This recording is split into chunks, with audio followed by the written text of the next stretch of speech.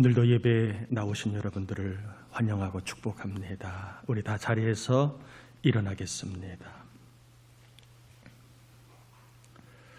하나님을 경외하는 것이 사람의 본분이며 구원받은 백성의 마땅할 일이기에 저희들 주의 날을 기억하고 성별 하나님 앞에 예배를 올리오니 우리 하나님 우리 예배를 아벨의 제사처럼 기뻐 받아주시고 우리에게 필요한 담대한 믿음과 은혜와 평안이 넘치는 이 날이 되게 하여 주옵시기를 예수님의 이름으로 기원하옵나이다. 아멘.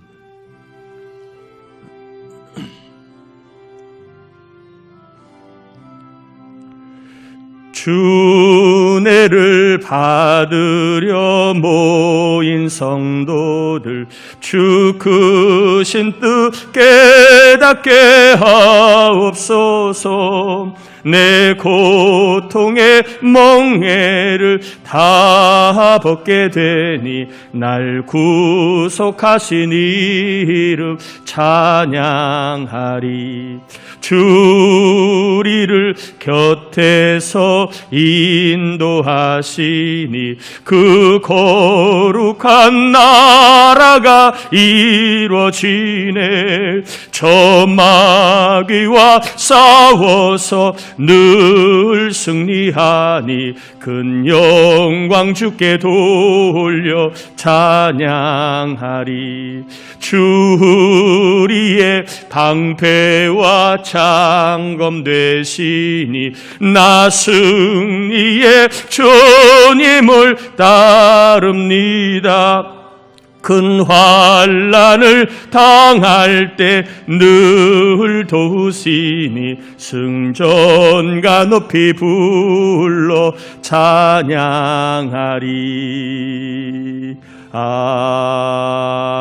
아멘. 자리에 앉겠습니다. 우리 이 시간에는 우리의 죄와 허물을 참회하고 이 나라의 백성들이 주를 경외하게 하시고 이 코로나의 재앙이 속히 사라져서 온 국민들이 하나님 다시 한번 힘과 소망을 갖고 살 수 있도록 이 나라 이 세상을 치료해 달라고 우리 함께 기도 올립니다. 하나님 아버지, 우리를 사랑하여 주신 은혜를 감사합니다. 이 시간 저희들 주님 앞에 예배하러 나왔습니다. 하나님의 살아계신 사랑을 경험하기 원하여 나왔습니다. 그러나 생각과 마음으로 입술로 알지 못하고 경험하지 못한 것들, 아버지 안에 순종하지 못한 것들이 너무나 많아 하나님과 사이에 가로막고 있는 죄들이 있어서 입술로 생각으로 마음으로 참회합니다. 우리 하나님 아버지, 이종의 교만, 거만, 정욕, 더러, 음란, 아버지 하나님 진실하지 못한 것들, 믿음으로 살지 못하고 온전히 하나님 의지하지 못한 눈에 보이는 것을 따라 일일배 또 흔들리는 가벼운 모습들을 참회하며 회개합니다. 보이는 눈으로 씻어주시옵소서. 온란의 거룩한 날 이 세상 이 나라의 민족이 하나님을 경외함으로 하나님의 은혜를 누리길 원합니다. 이 세상 열방의 코로나의 재앙으로 온 세상 사람들 고통과 아픔과 절망 가운데 있는데 주님의 구원의 능력 임하여 코로나가 사라지게 하시고 이 나라의 백성이 평화 소망 가운데 거하게 하여 주옵소서. 회개한 우리를 깨끗게 씻어주심을 감사합니다. 예수 안에 주어진 새 마음으로 이 시간 우리 가운데 계시는 우리 하나님을 보게 하여 주옵시며 하나님의 뜻을 마음으로 받는 생명의 시간이 되게 하여 주옵소서. 우리 교우들 한 주일 동안도 하나님 의지하며 살았습니다. 그 믿음에 하나님 응답하시고 하나님을 예배합니다. 우리 하나님의 뜻을 발견하고 소망과 평안을 맛보게 하시고 삶의 짐들이 있습니다. 인생의 짐들이 있습니다. 병의 짐이 있습니다.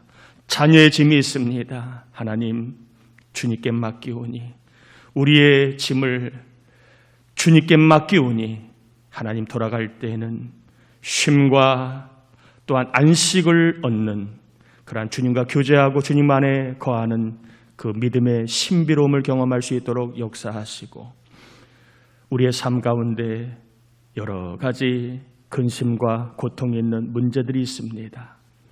우리 하나님은 해결자이심을 바라보고 나왔사오니 해결할 수 있는 지혜를 주시고 해결되었다는 믿음을 주셔서 하나님 정말 하나님의 살아계신 영광을 보는 이 시간이 되게 하여 주옵시기를 예수님의 이름으로 기도합니다. 아멘.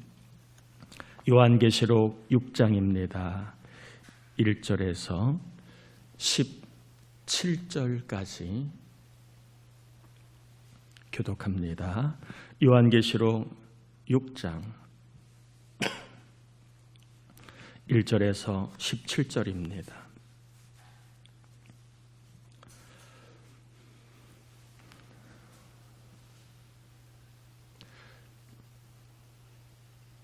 내가 봄에 어린 양이 7인 중에 하나를 떼시는데 그때 내가 들으니 네 생물 중에 하나가 우레소리같이 말하되 오라 하기로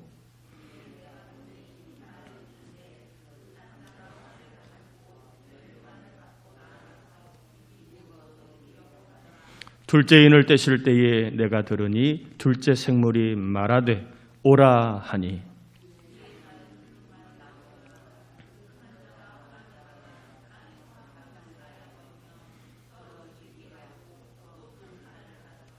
셋째 인을 떼실 때에 내가 들으니 셋째 생물이 말하되 오라 하기로 내가 보니 검은 말이 나오는데 그 탄 자가 손에 저울을 가졌더라.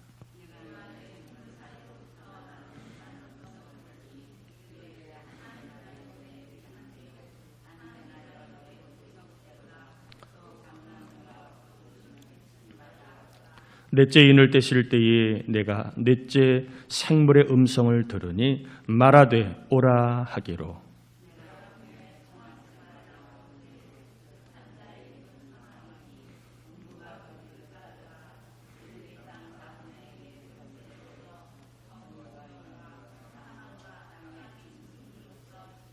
다섯째 인을 떼실 때에 내가 보니 하나님의 말씀과 그들이 가진 증거로 말미암아 죽임을 당한 영혼들이 제단 아래에 있어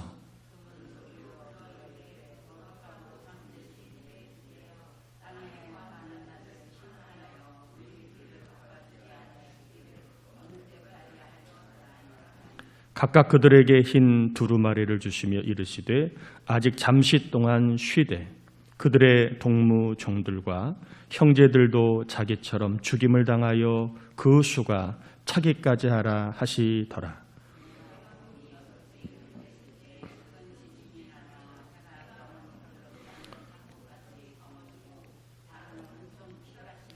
하늘의 별들이 무화과 나무가 태풍에 흔들려 설익은 열매가 떨어지는 것 같이 땅에 떨어지며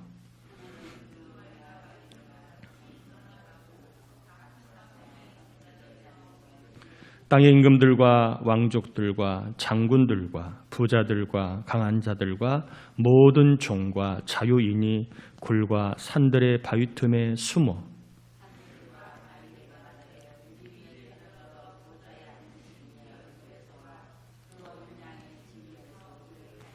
같이요. 그들의 진노의 큰 날이 이르렀으니 누가 능히 서리요 하더라. 아멘. 계시록 6장은 사도 요한이 예수님이 어린 양 되신 예수님이 두루마리의 인을 떼실 때마다 일어난 일들에 대한 내용입니다. 먼저 본문에는 흰 말과 탄자, 붉은 말과 탄자, 그리고 검은 말과 탄자, 청황색 말과 탄자가 이제 넷째 인을 뗄 때까지 나옵니다. 자, 이들이 누구인지는 사실 좀 어렵습니다. 정확하게 누구인지, 어떤 사람인지를 밝히기는 좀 어렵습니다. 좀 애매합니다. 난해한 구절입니다. 그래서 이 난해한 것은 난해한 것으로 두고 대체적으로 학자들이 말하기를 이 말과 탄자들은 말세의 세상을 향한 하나님의 심판의 도구로 사용되는 세력을 말합니다. 사람일 수도 있고 공동체일 수도 있고 이러한 세력을 말합니다. 다시 한번 이 말과 탄자들이 누구인지는 좀 애매한 난해한 구절입니다. 그래서 거기에 대해서는 제가 정확하게 누구라고 저도 잘 모릅니다. 그러나 대체적으로 학자들이 말하기는 말세에 세상을 심판하기 위한 하나님의 도구로 사용되는 세력, 사람일 수도 있고 공동체일 수도 있고 이 세력을 말한다라고 보고 있습니다. 여러분 그렇게 하나님의 심판의 도구들로 쓰임받는 세력이라고 보시면 크게 본문을 보는데 크게 어렵지는 않을 거라 생각을 합니다. 자, 예수님이 두루마리의 첫 번째 인을 떼시지요. 2절에 보니까 이에 내가 보니 흰 말이 있는데 그 탄자가 활을 가졌고 면류관을 받고 나아가서 이기고 또 이기려고 하더라. 예수님이 첫째 인을 떼실 때 벌어진 일은 세상에 대단한 정복자가 등장한다는 겁니다. 이기기 위해 엄청난 능력을 가진 정복자가 등장을 하여 끊임없는 정복 전쟁이 이제 말세에 일어날 것이라는 겁니다. 이게 첫 번째 인을 뗄 때에 나타난 일입니다. 세상에 대단한 정복자가 나타나 끊임없이 정복하기 위한 전쟁을 할 것이라는 겁니다. 식량 전쟁이든 경제 전쟁이든 군사 전쟁이든 모르지만 끊임없는 그러한 전쟁이 정복 전쟁이 벌어질 것을 이야기합니다. 두 번째, 예수님께서 둘째 인을 떼실 때에 어떤 일이 벌어졌는지 4절에 보니까 이렇게 되어 있습니다. 이에 다른 붉은 말이 나오더라. 그 탄자가 허락을 받아 땅에서 화평을 제하여 버리며 서로 죽이게 하고 또 큰 칼을 받았더라. 이제 둘째 인을 떼자 어떤 일이 벌어지느냐? 세계 도처에 분쟁과 갈등이 일어날 것이라는 겁니다. 종말의 때가 되면 이 분쟁, 갈등이 엄청나게 늘어나고 많아질 것이라는 겁니다. 우리나라도 지금 계층 간에 많은 갈등들이 벌어지고 있는데 이러한 것들도 어떻게 보면 종말의 모습 중에 하나라고 볼 수도 있습니다. 예전에 비해서 너무나 세상이 갈등이 많아집니다. 이념으로 갈라지고 때로는 가치관으로 갈라지고 때로는 이익으로 갈라지는 일들이 앞으로 더 심화될 것이라는 겁니다. 자, 세 번째, 예수님이 두루마리의 세 번째 인을 떼실 때 어떤 일이 벌어지는가? 5절 6절에 보면 셋째 인을 떼실 때에 내가 들으니 셋째 생물이 말하되 오라 하기로 내가 보니 검은 말이 나오는데 그 탄자가 손에 저울을 가졌더라. 내가 네 생물 사이로부터 나는 듯한 음성을 들으니 이르되 한 데나리온의 밀 한 되요 한 데나리온의 보리 석 되로다. 또 감람류와 포도주는 해치지 말라 하더라. 셋째 인을 떼자 어떤 일이 벌어지는가? 앞으로 식량이 부족하여 배급받는 일들이 생길 거라는 겁니다. 저울을 가지고 있다는 말은 식량이 부족하여 배급받는 일들이 벌어질 거라는 겁니다. 갈수록 식량에 대한 문제는 커질 겁니다. 이 식량에 대한 문제로 인하여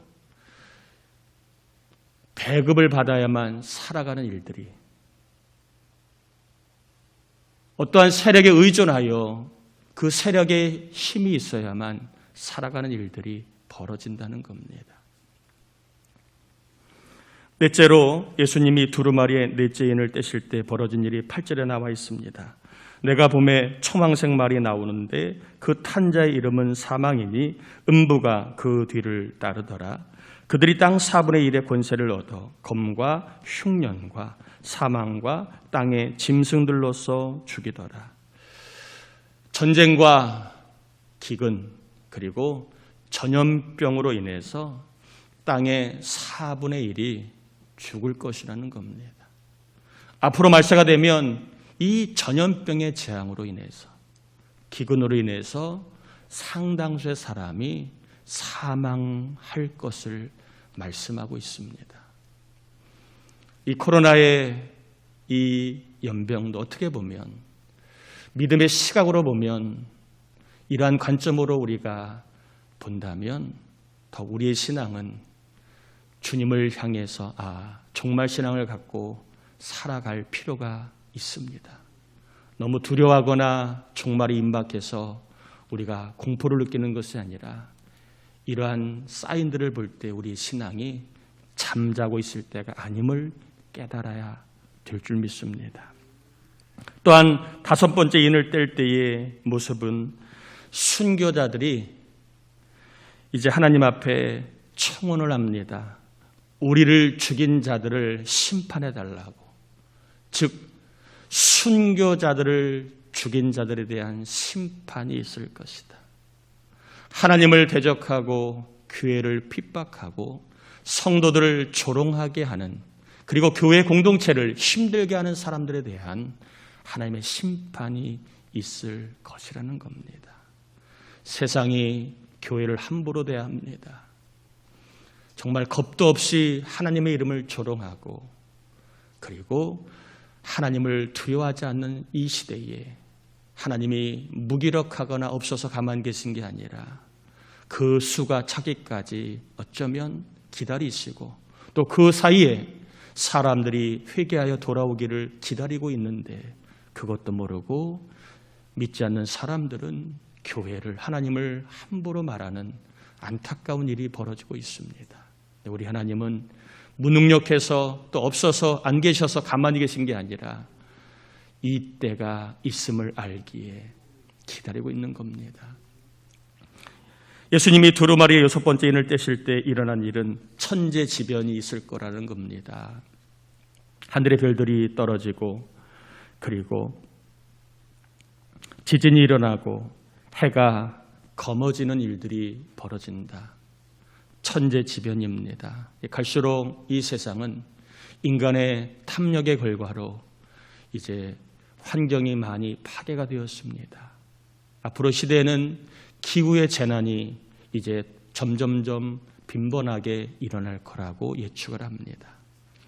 기후로 인한 재난, 그래서 이 기후로 인한 재난을 막기 위해 필사적으로 친환경적인 그러한 노력들을 사회 기업들이 지금 시작하고 있습니다.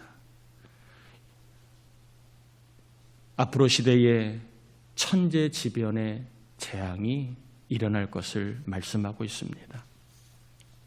하나님이 예수님을 통해 세상을 심판하실 것을 이 두루마리의 인을 떼는 이 재앙을 통하여 보여주고 있습니다. 그러므로 우리는 다시 한번 성경의 진리를 우리가 받아야 합니다.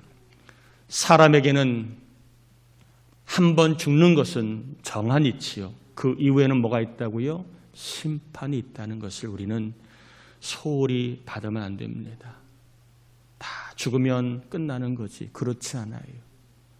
우리의 인생에는 죽음을 피할 자도 없지만 또한 죽고 나서 심판을 피할 사람은 더더구나 한 명도 없습니다. 그러므로 우리는 늘 잊지 말아야 합니다. 나도 하나님 앞에 1대1로 심판을 받을 때가 온다. 아니, 심판을 받을 때가 점점 가까워지고 있다는 이 진리를 우리가 놓치지 말아야 합니다. 또한 세상도 심판을 받을 것입니다.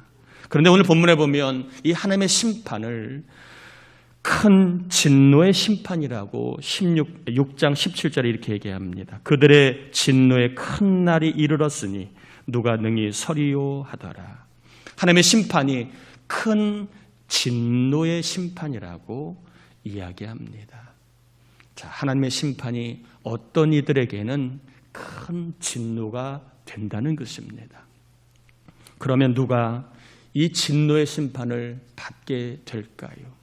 첫 번째는 따라합시다. 예수님을 믿지 않는 사람이다. 좀 더 크게 따라합시다. 예수님을 믿지 않는 사람이다. 누가 하나님의 큰 진노를 심판으로 받게 되는가?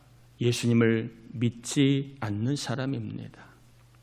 요한복음 3장 36절에 보니까 아들을 믿는 자에게는 영생이 있고 아들에게 순종하지 아니하는 자는 영생을 보지 못하고 도리어 하나님의 진노가 그 위에 머물러 있느니라. 예수를 믿지 않는 자는 머리 위에 하나님의 진노가 늘 머물러 있는 삶을 산다는 거예요. 돌이키지 않는 이상 그 진노를 피하지 못한다는 겁니다. 요한복음 5장 24절에도 내가 진실로 진실로 너희에게 이르노니 내 말을 듣고 또 나 보내신 이를 믿는 자는 영생을 얻었고 심판에 이르지 아니하나니 사망에서 생명으로 옮겼느니라. 예수를 믿지 않는 사람, 아무리 성공하고 아무리 출세하고 아무리 잘 나가도 그 사람은 하나님의 진노를 받게 됩니다. 예수를 믿지 않는 사람, 하나님의 자녀가 되지 못한 사람은 영원한 하나님의 진노를 받게 됩니다. 여러분, 하나님이 내리신 진노가 어떤 진노인가가 요한계시록 21장 8절에 나와 있습니다. 그러나 두려워하는 자들과 믿지 아니하는 자들과 흉악한 자들과 살인자들과 음행하는 자들과 점술가들과 우상 숭배자들과 거짓말하는 모든 자들은 불과 유황으로 타는 못에 던져지리니 이것이 둘째 사망이니라. 하나님의 진노가 어떤 진노인가? 지옥불에서 불과 유황의 연못에 던져 세세토록 영원토록 밤낮으로 괴로움을 받는다. 이렇게 말하고 있습니다. 저는 어렸을 때에 물에 빠져서 죽을 뻔했습니다. 짧은 정말 몇 초 사이였지만 이게 죽는구나. 죽음의 그 고통을 잠깐 맛봤습니다. 저는 어렸을 때 화상을 입었습니다. 손 팔뚝에 이 비닐, 불이 붙은 비닐에 그 비닐 똥 같은 게 제 팔뚝에 떨어져서 그 위에서 불이 타고 있었습니다. 얼마나 고통스러웠는지 몰라요. 비닐 그 덩어리, 녹은 불이 붙은 게 제 팔뚝에 떨어져서 타고 있을 때에 얼마나 그 화상이 얼마나 오래 갔는지 몰라요. 저희 아버지는 일하다가 등에 화상을 입어서 등이 다 정말 진물이 났습니다. 제가 매번 소독은 못했지만 진물이 나고 또 진물이 나는 곳을 약을 발라줄 때마다 보는 저도 얼마나 참 힘들었는지 몰라요. 여러분, 하나님의 진노는요, 물에 빠졌을 때 그 고통과는 비할 수 없는 불과 유황이 타는 그 불못입니다.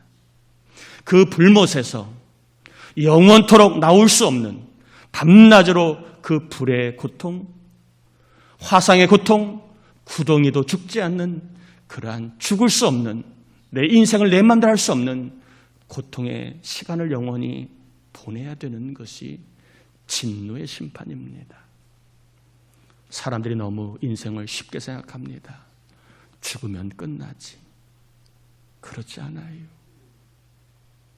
죽으면 예수 믿지 않는 자에게는 무서운 불심판이 있습니다. 거기에서는 이제 돌이켜도 거기에서 나올 수 없습니다. 누가 큰 진노의 심판을 받는가? 예수 믿지 않는 사람입니다.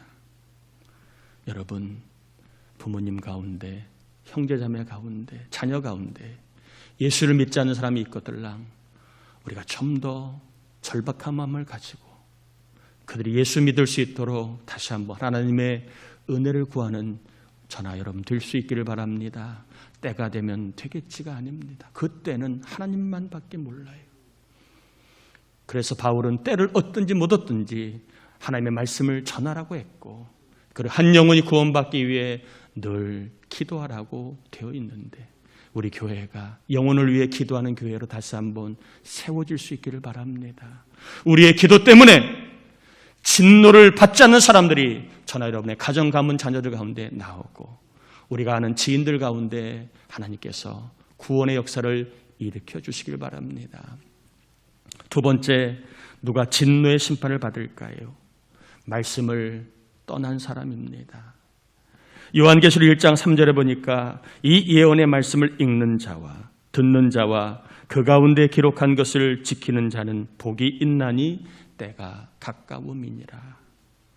예수님은 성도 중에서 예언의 말씀을 읽지 않는 사람, 그리고 들으려고 하지 않는 사람, 기록된 것을 지키려고 하지 않는 사람은 복이 있다 없다? 복이 없다라고 말씀하십니다. 복이 없어질 것이라고 말씀합니다. 예수를 믿는 사람이라도 말씀을 떠나거나 말씀을 소홀히 여기면 복도 떠날 수 있음을 말씀하고 있습니다. 물론 예수 믿지 않는 사람들이 받는 그 큰 진노는 아니지만 하나님께서 잠시 복을 걷어가심으로 하나님의 진노를 잠깐이라도 맛보게 함으로 말씀으로 돌아오게 하실 겁니다. 예수 믿지 않는 자들이 받는 진노와는 좀 다르지만, 그러나 말씀을 떠나면 잠깐이라도 하나님을 떠나면 진노임을 깨닫게 하심으로 말씀으로 돌아오게 하신다는 겁니다. 여러분, 우리가 말씀을 떠나면 자유이고 말씀을 떠나면 우리가 더 많은 것들을 누릴 거라고 생각하지만, 말씀을 떠나면 하나님의 진노를 우리가 받을 수 있습니다. 물고기가 물을 떠나는 것은 자유가 아니라 죽음입니다. 물고기가 어항이 답답하다고 물 밖으로 나가는 것은 그것은 저주를 받는 것과 똑같은 원리입니다. 말씀을 떠나는 것은 복을 떠나는 것입니다. 말씀을 붙들지 않는 것은 복을 놓치는 것입니다. 여러분, 축복합니다. 오늘 본문에 그 인을 뗄 때마다 앞으로 임할 일들에 대한 말씀을 받았는데, 이 말씀을 우리가 머리로 알고 그런 일이 있구나, 이것은 아무 소용이 없습니다. 예수 믿지 않는 자들이 진노를 받는구나, 이것만 깨닫는 것도 반쪽짜리의 깨달음입니다. 우리도 말씀을 떠나면 영원한 진노는 아니지만 하나님의 징계를 받을 수 있음을 깨달아야 합니다. 말씀을 넘어가지 않고 말씀 안에 거하는 것이 복임을 이 시간 성령께서 저와 여러분에게 깨달아 알게 해주시길 바랍니다. 말씀이 복으로 믿어지는 은혜가 있기를 바랍니다. 복을 원하실 겁니다. 복되길 원할 겁니다. 복 있는 사람이 되고 복 있는 가정이 되고 복 있는 인생을 원할 겁니다. 여러분에게 다시 한번 계시록 1장 3절의 말씀을 소개합니다. 이 예언의 말씀을 읽는 자와 듣는 자와 그 가운데 기록된 것을 지키는 자는 복이 있나니 때가 가까움이라. 여러분, 말씀은 복입니다. 영적인 싸움에 우리를 지켜줄 수 있는 복입니다. 죄와의 유혹 가운데 이길 수 있는 복입니다. 사탄과 우리가 대적하여 승리할 수 있는 그러한 능력이 말씀에 있습니다. 말씀은 유대인의 역사가 아닙니다. 왜 우리가 유대인의 역사를 배워야 돼? 그런 게 아닙니다. 말씀은 꾸며낸 이야기. 어느 나라가 어떤 설화로 세워졌대. 노아는 설화야. 에덴 동산도 설화야. 한낱 사람이 지어낸 이야기야. 그런 게 아닙니다. 또한 말씀은 영웅담이 아닙니다. 몇몇 특별한 사람들이 어떠한 영웅적인 이야기를 소개하는 영웅담이 아닙니다. 또한 말씀은 비즈니스 책이 아닙니다. 사람과 좋게 살아가는 어떤 일을 잘하는 처세술이나 비즈니스 책이 아닙니다. 말씀은 상식서도 아닙니다. 상식적인 이야기를 담고 있는 게 아니에요. 말씀은 예언입니다. 말씀은 예언이고 말씀은 복이라고 사도 요한은 분명히 말하고 있습니다. 말씀은 예언입니다. 앞으로 일어날 일들에 대한 예언이고 또한 말씀은 복입니다. 우리 같은 평범한 사람들이 진노를 피하고 복을 받는 길을 알려주는 복의 길라잡이가 말씀입니다. 말씀은 복이 오게 해줍니다. 말씀은 복을 받게 해줍니다. 말씀은 복을 떠나지 않게 해줍니다. 말씀은 복을 머물게 해줍니다. 결론입니다. 말씀을 여러분 보셔야 합니다. 말씀을 읽고 듣는 자는 복이 있다. 말씀을 보셔야 합니다. 들어야 합니다. 여러분, 정확한 통계는 아니지만 한국인들이 하루에 평균적으로 스마트폰을 얼마나 사용하는지 혹 아시나요? 한국인의 평균 스마트폰 사용 시간이 대략 3시간이라고 그럽니다. TV보다 핸드폰을 사용하는 인구가 훨씬 많습니다. 3시간이면 180분입니다. 그런데 예수 믿는 우리들이 하루에 말씀을 보는 시간 얼마나 될까요? 바빠서 못 본다는 것은 핑계입니다. 왜? 하루에 3시간을 핸드폰을 보는데 바쁘면 핸드폰도 그렇게 볼 수 없잖아요. 바빠서 못 본다는 말은 통하지 않습니다. 핸드폰은 3시간씩 보면서 말씀을 일주일 내내 한 번도 안 보거나 하나님을 바라보는 시간을 거의 갖지 않는다면 어떻게 우리가 영적으로 건강하고 강건할 수 있겠습니까?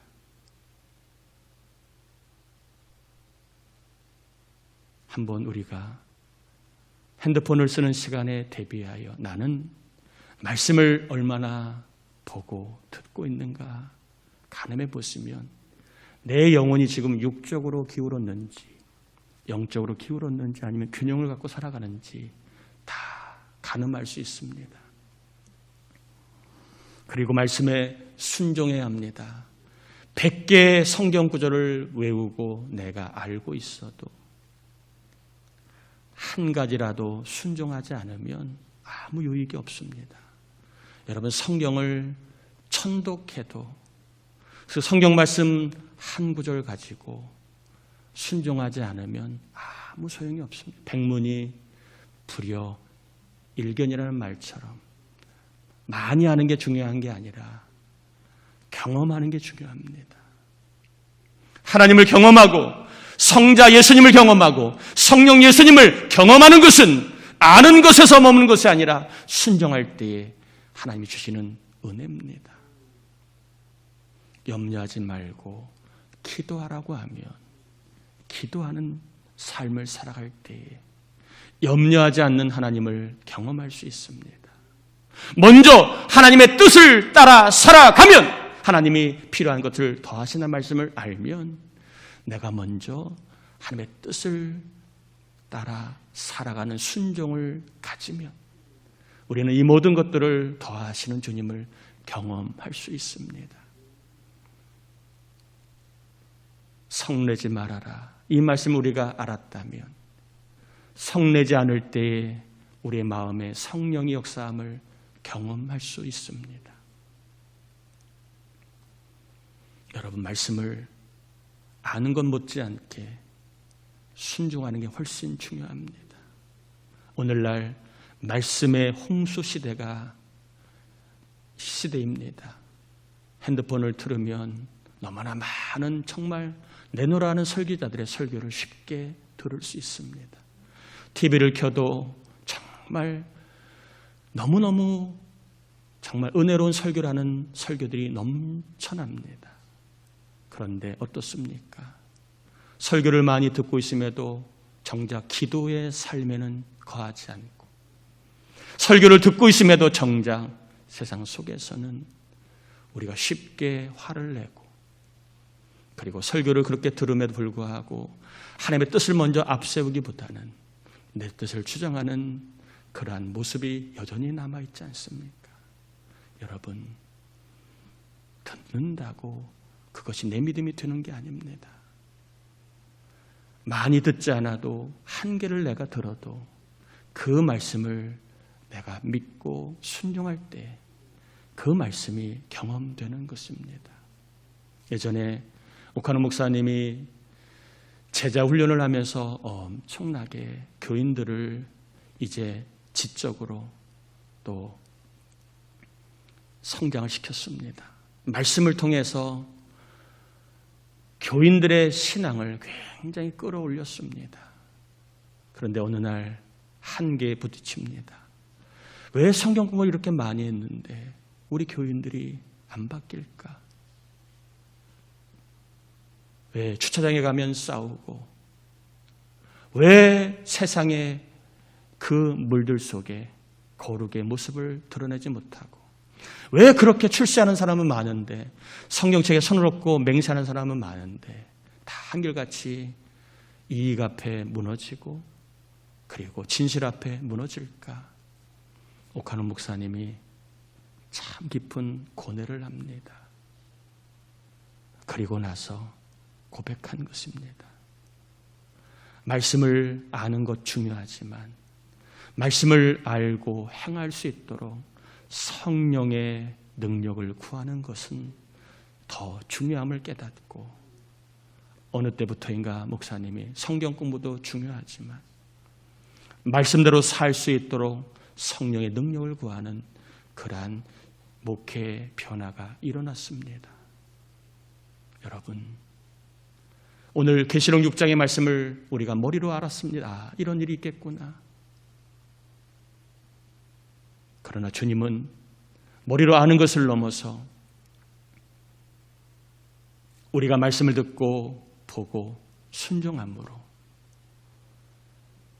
복을 발견하고 복을 누리며 살기를 원하십니다.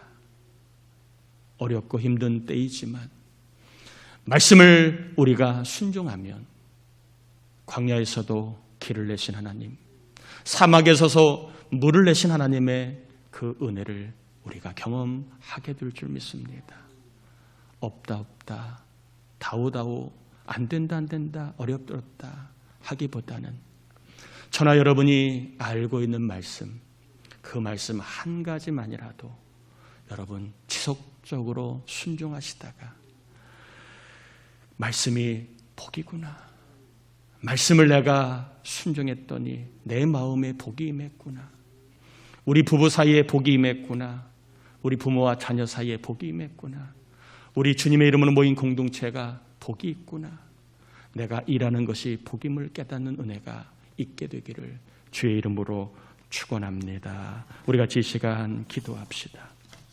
하나님, 말씀이 복입니다. 세상은 말씀을 소홀히 여기고 심지어 교회 안의 성도들도 이제 말씀을 잘 보지 않는 이때가 되었습니다. 하나님, 말씀이 복임을 알고 말씀을 읽고 듣고 말씀을 행하는 삶을 살 수 있도록 우리를 인도해 주셔서 말씀이 복임을 꼭 경험하게 해달라고 우리 같이 말씀 의지하여 기도합니다. 하나님 아버지 감사합니다. 우리를 사랑하여 주신 하나님 감사합니다. 우리를 도우신 하나님을 찬양합니다. 이제 말씀을 전하고 받았습니다.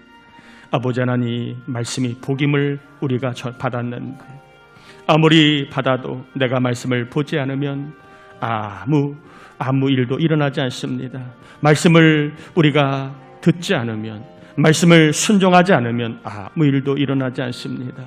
아는 말씀이라도 기도하라고 하면 기도의 자리에 머물고, 감사하라고 하면 감사의 자리에 머물고, 하나님의 뜻을 구하라고 하나님의 뜻을 먼저 구하는 삶에 머물다가 말씀이 복임을 경험하는 은혜가 있기를 간절히 빌고 원합나이다. 우리 교회가 말씀이 복임을 경험하는 교회가 되기 원합니다. 우리 성도들이, 자녀들이 말씀이 복임을 경험할 수 있도록 성령님 늘 말씀을 가까이 하게 하시고 말씀에 순종하는 삶을 살 수 있도록 우리를 인도하여 주시옵소서. 그래 우리의 삶 가운데 말씀이 복이 오게 하는 능력이 있음을 깨닫는 역사가 있게 하여 주옵소서. 하나님, 이제 말씀이 복임을 받았는데 이제 우리가 성령의 능력을 구함으로 말씀이 복임을 경험하기를 원합니다.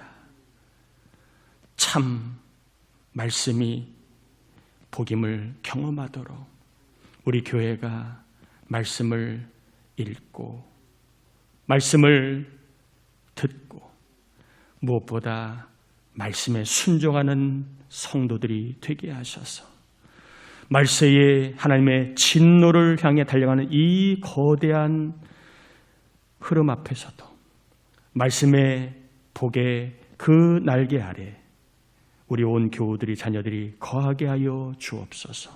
말씀을 보지 아니하고는, 말씀을 순종하지 아니하고는 견딜 수 없는 성령의 불같은 역사가 있게 하여 주옵소서. 하나님 앞에 주님의 것으로 고백하며 11절을 온전하게 드리는 종들, 하나님 그 믿음을 보시고 하늘의 문을 여셔서 쌓을 것이 없도록 부으시는 11조의 복을 꼭 누리도록 11조를 드리는 종들마다 이 복을 경험하게 하시고 선교, 구제, 주정, 감사, 서원, 일천번제, 사택구입 헌금, 감리사활동금을 올려드리는 종들, 우리 하나님 그냥 두지 마시고 심은 대로 거두게 하시되 우리 하나님은 100배 이상으로 거두게 하시는 분이십니다.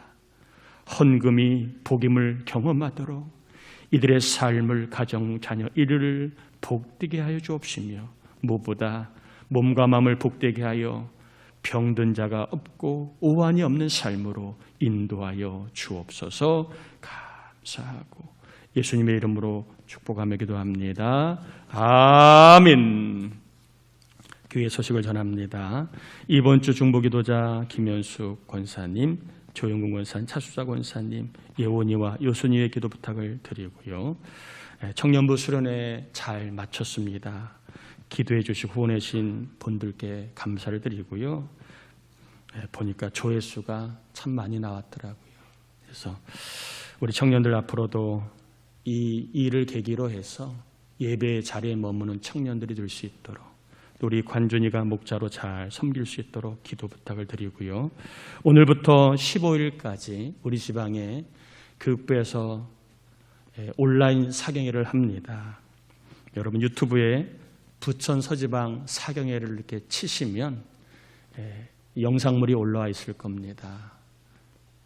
영상물 보시고 댓글을 좀 달으시면, 시상도 한다고 하니까 댓글에 우리 교회 이름과 여러분의 이름을 쓰시고 직분을 쓰시면 시상도 한다고 합니다. 특별히 1월달 지방마다 항상 사경회가 있는데 은혜로운 말씀들을 준비한 지방의 목사님들이 있습니다.